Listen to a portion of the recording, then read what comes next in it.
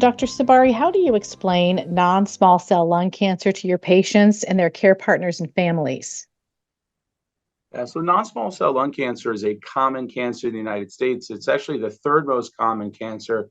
And really, non-small cell lung cancer makes up multiple different histologies or types of cancer in the lung.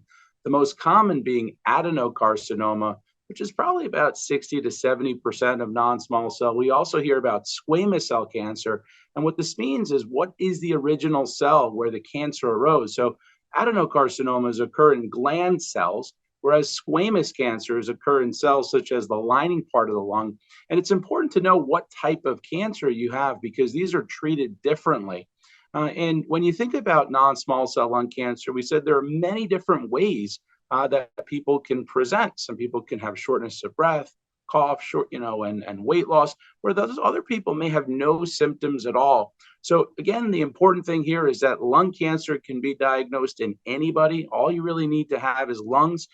We see lung cancer in people who've smoked in the past, but we also see lung cancer in people who've never smoked. And that brings me to a really important point. Once we understand the histology, the type of cancer that it is, we then want to understand some of the biomarkers, right? What are biomarkers? Biomarkers are distinct sort of entities that help us better understand things about your cancer and allow us to potentially match people to therapies. So, two biomarkers that we generally think about, one is molecular or mutational biomarkers. These are the mutations or abnormalities that led to the cancer.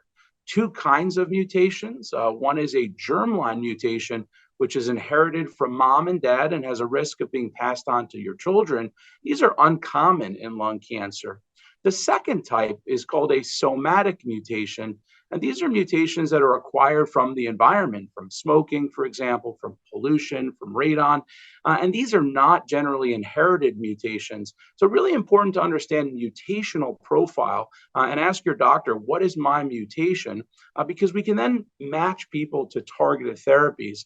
The second biomarker that is really important is something called PDL1 or programmed death ligand 1. I know it sounds exotic, but that's a biomarker that helps us guide how likely immunotherapy will work in your cancer.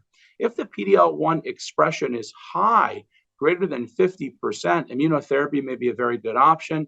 If the PDL1 expression is low, immunotherapy may sometimes be used, but more commonly in combination with chemotherapy. So, my activation tip here is know what type of cancer you have, the histology, whether it be adenocarcinoma or squamous cancer. And equally as important, know your biomarker, what mutation is driving your cancer and what PDL1 expression your tumor harbors.